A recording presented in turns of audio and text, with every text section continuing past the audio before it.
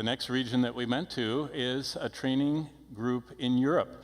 There are 17 Europe and Western Asian countries. You can see them all listed right there. It's 11% of the world's population. And what's amazing is that instead of people getting saved and coming over here to school, they're going to school there after they get saved, and they're staying to reach out. And here's one group that we met with. The last stop was this past week, and we just spent it at a Bible training center for 80 first-generation believers. Our last day we spent at a luncheon with all the Lithuanians. And all the Lithuanians, their parents came to Christ when the first run of missionaries came in after the walls of Eastern Europe came down. And they went in there, and their parents got saved. And they're the first generation that were born in freedom. And many of them enjoyed their freedom. They did all the alcohol and drugs and immorality and Eastern religions. And they said, and finally, someone was on the street, and this shows how old-fashioned it still is over there. They're about 50 years behind us. They had chalk talks. Chalk is a little easel, a little pad of paper, and a gifted artist talks and draws something, and people are fascinated. And they watch, and then they share the gospel, and someone sings, and they give an invitation. They actually do that in these cities all across the 17 nations of Central Europe and Western Asia. And they lead people to Christ on the streets. Then they funnel them into ministry, and finally the people that are interested end up in this Bible training center where Bonnie and I were. And what was so fascinating was, just like we saw with the doctors,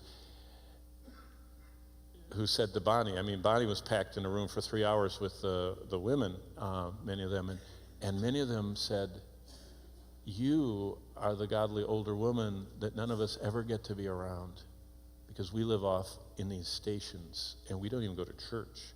They never hear the gospel or the Bible preached in English, and they said, we come to this conference so we can be around kind of a Titus 2 woman that we wish we had at a local church, or a mother we wish we were around. And that's what these young people said. The next area that we went to is called NAME, North Africa and the Middle East. The Middle East has almost 500 million people, the three major religions, 520, which you can see all the little dots there, of the unreached people groups. It's this assemblage of nations, the top piece of Africa. But within that, God is doing some unique things as a group of missionaries are doing what Jesus said. He says, if you do good to your enemies, if you do good and bless those that persecute you, you'll have a great reward. And did you know that is a great way to reach people, as this missionary One of the shared? doctors works in one of these 99% Muslim countries, desert, has the 2 seasons, rainy and dry.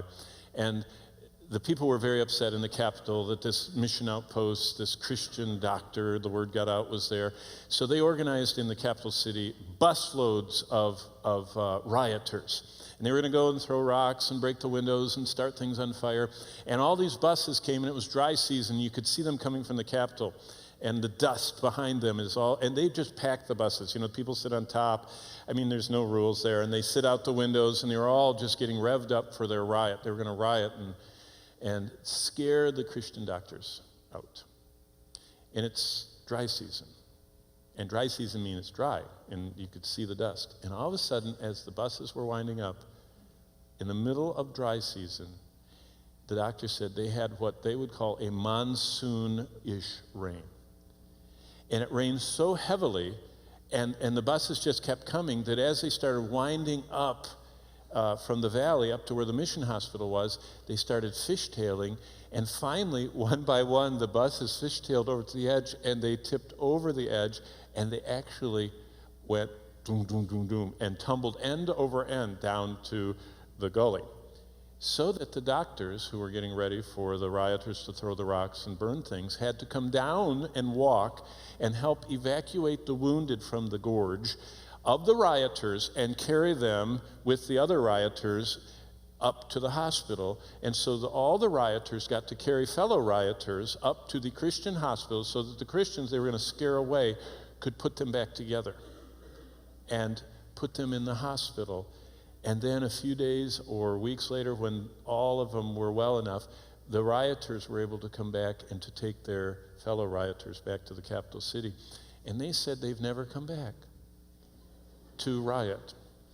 And that the Lord used this freak which was most likely orchestrated by the Lord, rainstorm and the ensuing buses tumbling, to allow those people, those busloads, to see Christ and his love from those missionaries they wanted to send out.